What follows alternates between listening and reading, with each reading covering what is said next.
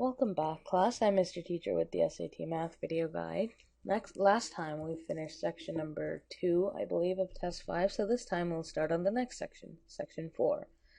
So, let's just get started without any further ado. So number 1 is an algebra problem. If s plus t equals to 3, then what is s plus t minus 6 equal to?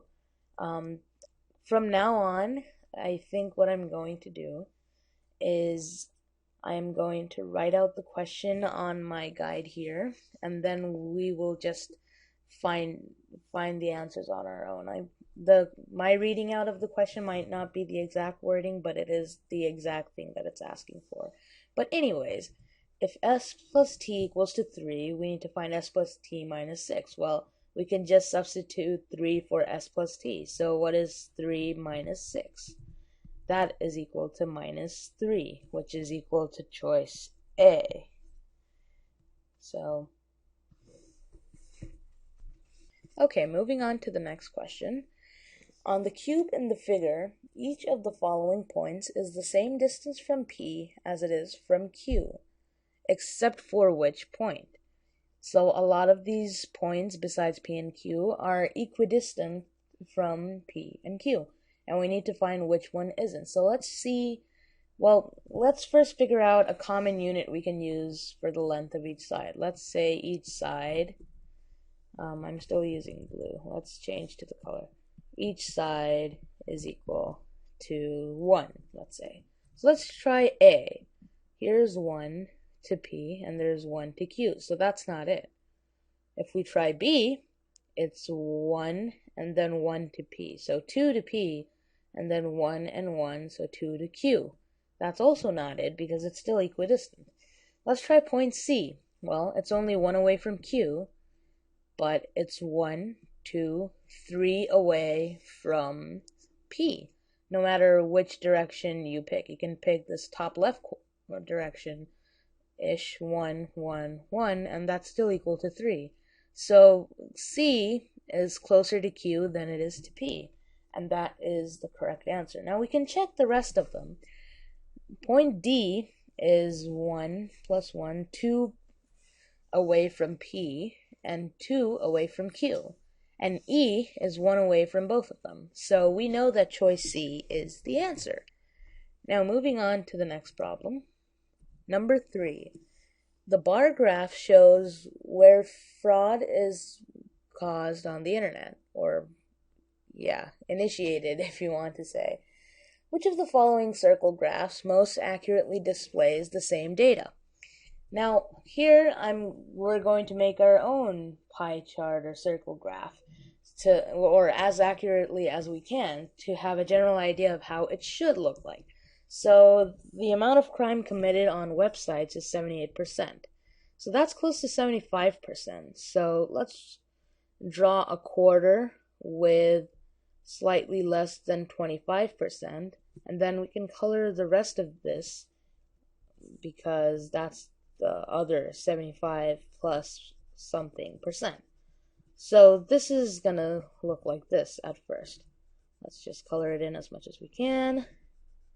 There we go. I'm not gonna color it in anymore. Okay, so now let's look at email crimes. That's 18%, which is close to 25, but much significantly less. And this is already about 18%, close, not quite. It's about 22, honestly. So it is actually 22% if you want the numbers. So we would do something like this, and this would be the 18%. So there's 2 other groups where crime is committed the most. There's news groups and other, and those each consist of 2%. And since they're equal, we can divide this quarter as equally as possible. And news groups is 2%, so something like that. And then other is another 2%, so slant lines. And the one that looks closest to this is choice D, which is the correct answer.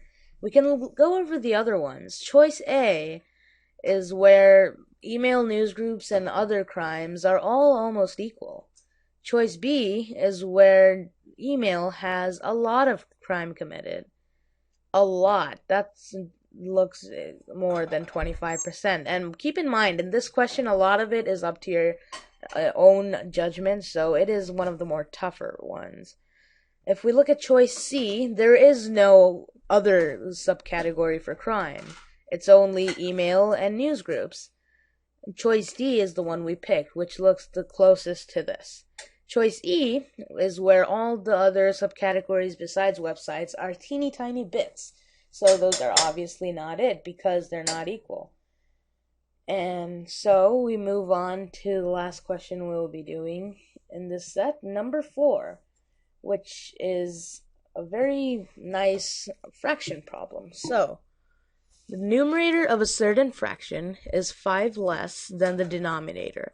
If the fraction is equal to 3/4, what is the denominator of this fraction? Okay, so we know two separate things here, that the numerator is equal to denominator minus 5, and that numerator over that denominator is equal, the denominator is equal to 3/4.